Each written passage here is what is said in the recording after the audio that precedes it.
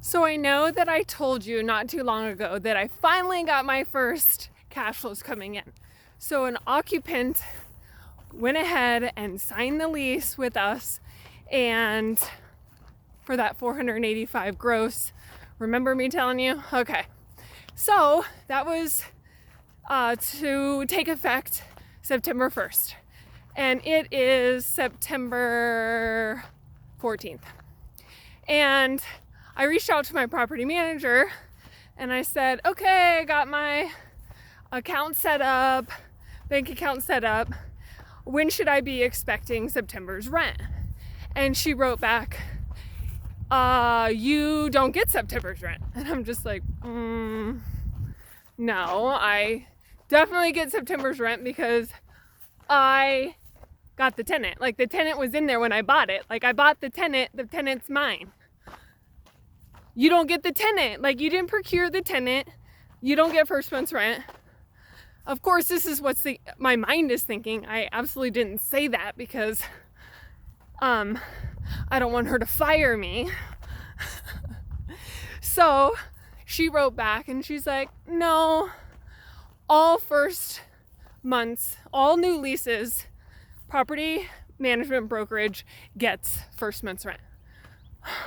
So I go back into my emails and I'm like, I know that my coach answered a question of mine that was pretty much, do I get first month's rent if I bring the tenant?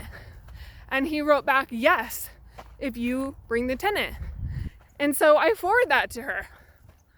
And she's like, well, he's super busy and he's got a lot going on, and he knows that all new leases, the property management brokerage gets the first month's rent. And so I'm like, ugh. I wrote her and I'm like, well, pretty much that sucks. That sucks, one, because that's a huge chunk of money. And two, because some of my rents,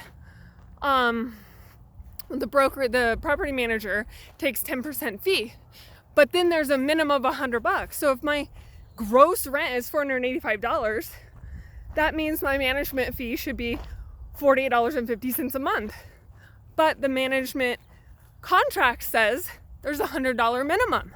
So all of a sudden now my brokerage or my management fee is nearly 21%. And so I wrote her back and I said, hey, gosh, I'm gonna have to rerun my numbers to make sure that, like, I want to keep collecting properties here because the numbers are just getting really tight.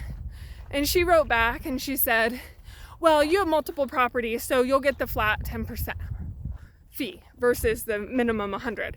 So actually she is going to give me the $48.50 management fee, which is great because I have 3 years on the redemption term. And so anyway, that's gonna add up, $50 savings over 12 months is $600 times 3 years is what, $1,800? So anyway, that's decent. So I'm not gonna cry over the $245 that I don't know what it is, but it's the 485 minus her, so 385. That's what I would have gotten if I would have gotten first month's lease, but now I have to forego that, but I'm actually going to only have to pay $48.50 a month versus the $100. So over the long run, it's going to be okay. So just wanted to share that with you. These are these little morsels, these little secrets that kind of pop up. You don't know, and it's just how business is, and it's just learning. Sorry, it's so bright. I tried really hard. I just can't do it. Okay, so these are the things that pop up in business where you don't know until you experience them, and then you're like, well, that sucks. And that really kind of can put your mind set in a really, kind of circling the drain, because you're like, hell with it, And then you're going to end up quitting the business over $50 a month or whatever, or that extra $385. Yeah, but that's $385 times 20 houses times 200 houses. Like, that's the long-term opportunity cost of not getting the first month's rent when I procure my own, or I bring my own tenant. But anyway, not throwing the baby out with the bathwater. Slow down, look at the numbers, don't get caught in the details, look at the numbers overall, because remember, the economics is what drives whether these deals are profitable and whether we can stay in this business. So I just leave you with that. The numbers. Always look back to the numbers. Don't get caught up in the emotion. And that's hard, especially as women. We are more emotionally wired, and we're just like, oh, an outrage. But go back to the numbers. Does it really move the needle? Like, really? Or do we just need to say, all right, you know what? Okay. And how can we kind of even things out down the road? That's all I got. Until next time. See ya.